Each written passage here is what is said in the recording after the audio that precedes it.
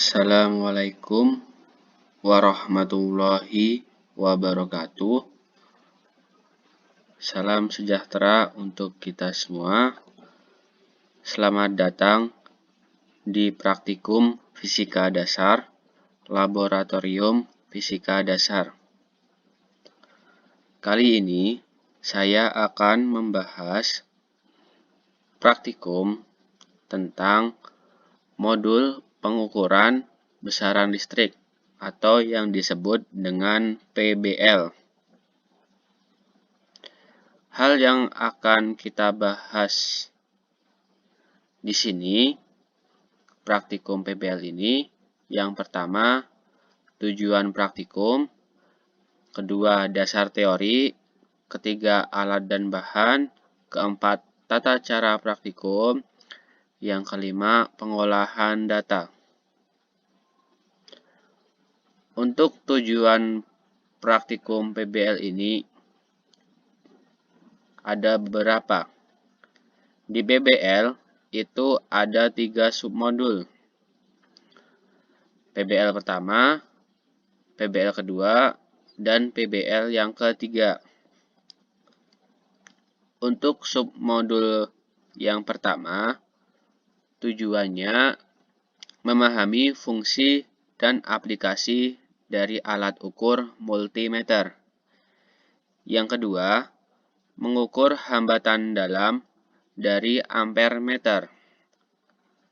Untuk PBL yang kedua, tujuannya yaitu dapat merangkai dan menaikkan batas ukur ampermeter. Untuk PBL yang ketiga, tujuannya dapat merangkai dan menaikkan batas ukur voltmeter. Dasar teori yang digunakan di modul PBL ini yaitu multimeter. Apa sih multimeter itu?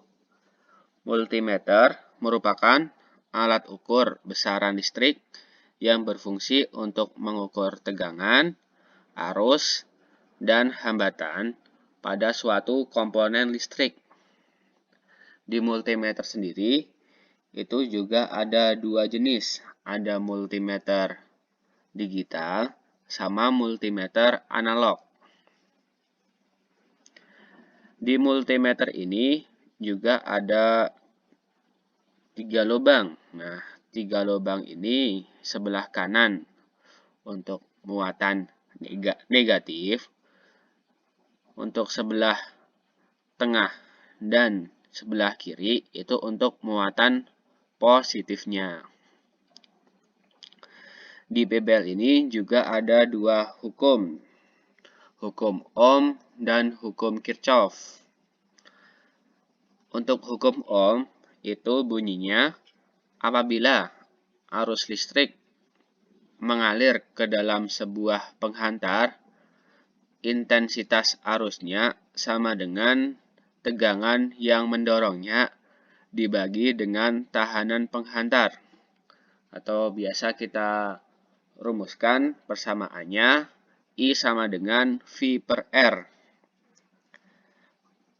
Arus dan tegangan itu berbanding lurus. Sedangkan kalau arus dengan hambatan itu berbanding terbalik. Apabila arusnya besar, maka tegangannya akan semakin besar.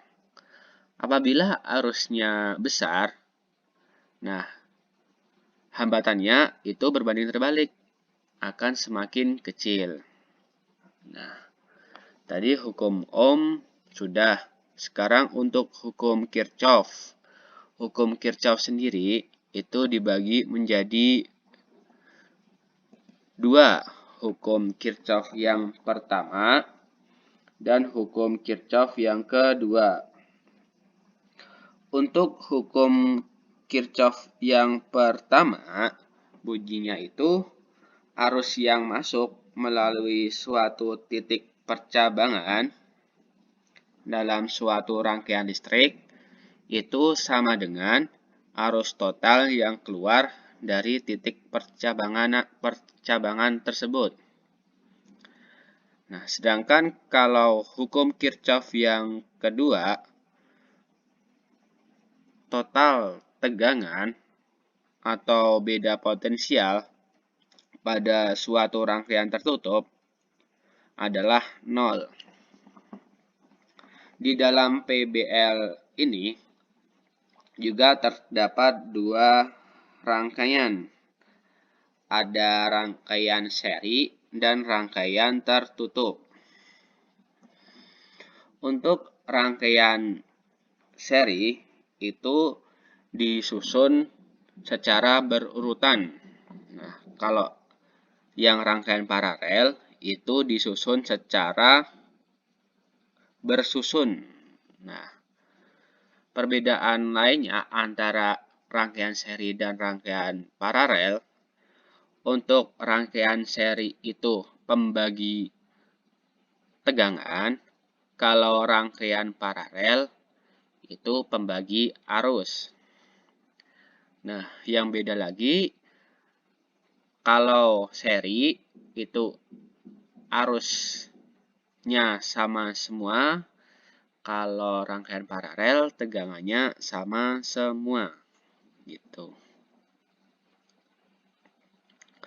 Alat dan bahan yang digunakan di modul PBL itu untuk PBL pertama 1 multimeter, kedua resistor. Resistornya itu 10 kilo ohm atau 47 kilo ohm. Yang ketiga itu adalah kisi soket. Kisi soket itu yang ada ininya, warna abu-abu. Ada 9 lubang pada satu kotak. Kemudian kabel penghubung. Kabel penghubung itu atau jumper, kabel yang berwarna merah ataupun kabel yang berwarna hitam. Kemudian catu daya. Untuk catu dayanya itu yang ini. Selanjutnya untuk basic meter. Basic meter sendiri itu juga sama dengan ampere meter ini. Nah, di basic meter sendiri atau ampere meter itu juga terdapat arus positif dan muatan positif ataupun muatan negatifnya. Nah, PBL 2 juga sama. Alat-alatnya yang membedakan itu adalah hambatan shunt-nya. Nah, hambatan shunt-nya itu kita memakai 2 untuk membandingkan nantinya. Hambatan shunt yang nilainya 0 sampai 50 mA dan hambatan shunt yang kedua 0 sampai 100 mA. Untuk semuanya tetap sama alat-alatnya. Untuk PBL yang ketiga, alat-alatnya juga tetap sama. Yang membedakan itu adalah hambatan multiplier, nah, atau bisa disebut RM. Hambatan multiplier juga ada 2. Nilai yang pertama itu 0 sampai 1 volt dan nilai yang kedua 0 sampai 10 volt. Gitu. Untuk tata cara praktikum bisa dilihat. Selamat datang di praktikum online. Hari ini kita akan melakukan praktikum PBL, pengukuran besaran listrik. Modul ini memiliki 3 submodul. Yang pertama adalah mengukur hambatan dalam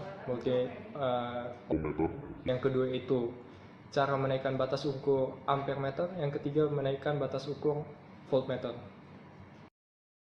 Sebelum memulai praktikum, saya akan memperkenalkan alat-alat yang bakal dipakai dulu. Yang pertama adalah catu daya DC, kemudian ada galvanometer, kemudian ada air shunt, kemudian ada air multiplier, kemudian ada resistor berukuran 47 kilo ohm, kemudian ada multimeter, kemudian ada kisi soket, dan yang terakhir adalah kabel jumper untuk penghubung. Nah, untuk submodul yang pertama kita akan melakukan pengukuran hambatan dalam dari sebuah basic meter. basic meter dan galvanometer pada umumnya prinsip kerjanya sama. Yang membedakan galvanometer bisa mengukur arah arus. Jadi pada praktikum hari ini kita akan menggunakan galvanometer.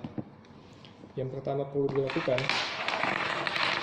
adalah menghubungkan catu daya ke sebuah resistor. Alasan penghubungan ke sebuah resistor ini adalah agar ada arus yang berjalan. Karena agar ada arus dibutuhkan V, I, dan R. Kemudian dari resistor masuk ke galvanometer. Setelah dari galvanometer kembali ke catu daya. Untuk mengukur hambatan dalam, kita akan menggunakan bantuan dari multimeter yang diparalelkan dengan galvanometer.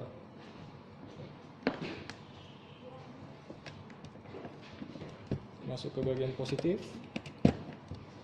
Dan ingat, pada multimeter kutub negatif ditandai dengan lambang grounding, atau di sini ada tulisan common. Setelah dilakukan pada percobaan ini, berikutnya kita akan menghidupkan catu daya dan menggunakan multimeter yang disetting pada volt.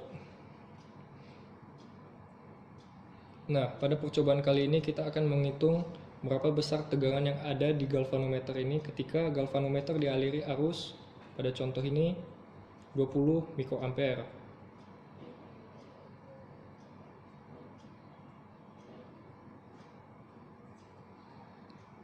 Pada percobaan 2 mikroampere, tegangan yang mengalir di galvanometer adalah 22 milivolt. Pada saat arus yang mengalir di galvanometer adalah 30 mikroampere, tegangan yang mengalir di situ adalah 33 milivolt.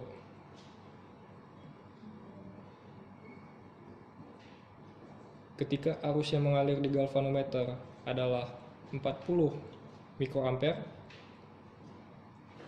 tegangan yang mengalir di galvanometer adalah 45,5 milivolt. Nah, dari submodul pertama, coba teman-teman menjelaskan apa peran multimeter dalam menghitung hambatan dalam. Selain itu, bagaimana cara menghitung hambatan dalam? Selamat mengerjakan. Untuk submodul yang kedua, kita akan menggunakan masih alat-alat yang sama, tapi sekarang dengan bantuan air shunt. Untuk langkah-langkah praktikumnya, yang pertama adalah menghubungkan jumper ke catu daya, masuk ke resistor. Setelah dari resistor, kita serikan dengan multimeter.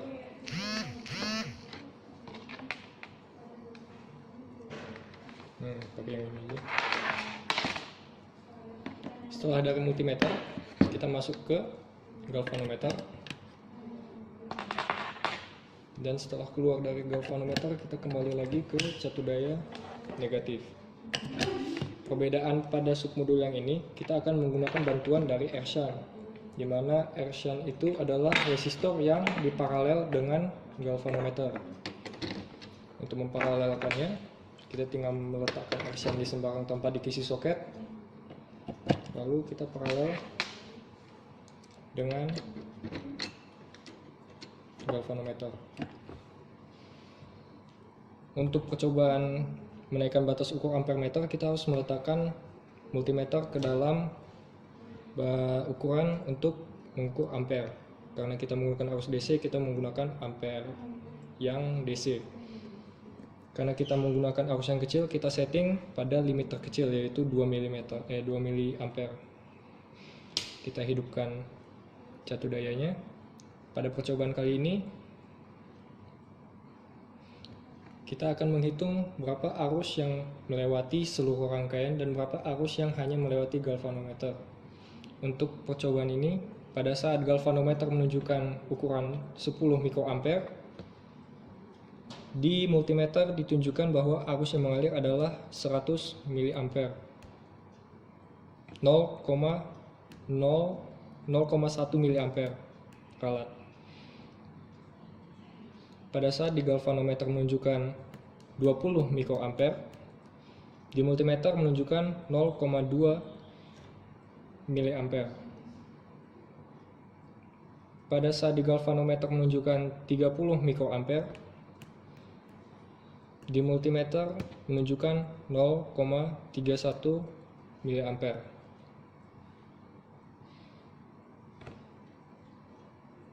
Untuk melanjutkannya, kita akan membandingkan sebuah air shunt yang tadinya 50 mA dengan air shunt yang berukuran 100 mA. Kita akan melihat perbedaannya. Pada saat galvanometer menunjukkan 10 mikroampere, multimeter menunjukkan 0,01 mA. Pada saat galvanometer menunjukkan 20 mikroampere, multimeter menunjukkan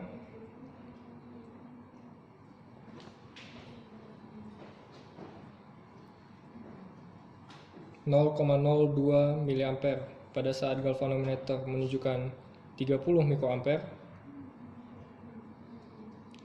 multimeter menunjukkan 0,032 mA. Itu saja untuk praktikum submodul yang kedua. Nah, dari praktikum submodul yang kedua, coba teman-teman menentukan apa peran air shunt di dalam submodul berikut. Terus bagaimana air shunt dapat memotong arus dengan hambatan tersebut. Coba teman-teman kerjakan. Untuk submodul yang ketiga, kita masih menggunakan alat dan bahan yang sama. Namun pada percobaan submodul ketiga, kita menggunakan bantuan dari air multiplier. Langkah yang harus digunakan pertama adalah menghubungkan resistor ke catu daya.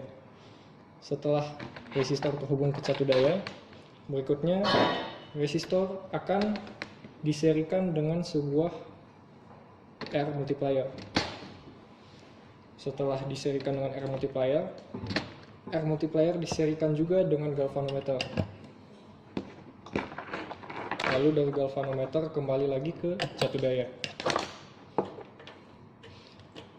Pada percobaan kali ini, multimeter akan menghitung tegangan yang melalui air multiplier dan galvanometer. Untuk itu kita akan memparalelkan multimeter dari sebelum air multiplier dan sesudah galvanometer. Multimeter kali ini akan mengukur tegangan, maka kita set ke tegangan DC karena sumber arusnya DC. Sekarang kita akan melakukan pengukuran. Pada saat di galvanometer ditunjukkan arus 10 mikroampere, arus tegangan yang mengalir pada multimeter adalah 100 mV. Pada saat arus yang mengalir di galvanometer adalah 20 mikroampere,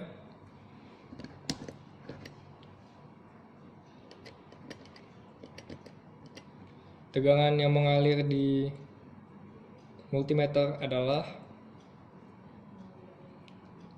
180 mV. Saat arus yang mengalir di galvanometer adalah 30 mikroampere, tegangan yang mengalir di multimeter adalah 360 mV. Kita akan melakukan perbandingan menggunakan air multiplier yang satu lagi. Yang pertama tadi adalah 1 volt, sekarang kita akan membandingkan dengan air multiplier 10 volt. Oke, pada saat arus yang mengalir di galvanometer adalah 10 mikroampere, tegangan yang mengalir di multimeter adalah 25 mV. Pada saat di galvanometer mengalir arus 20 mikroampere,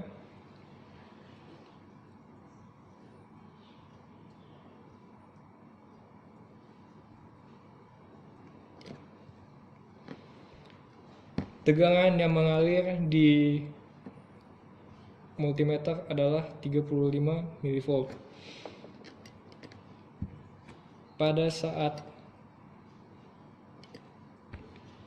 galvanometer dialiri arus 30 mikroampere, tegangan yang mengalir melewati multimeter adalah 70 mV.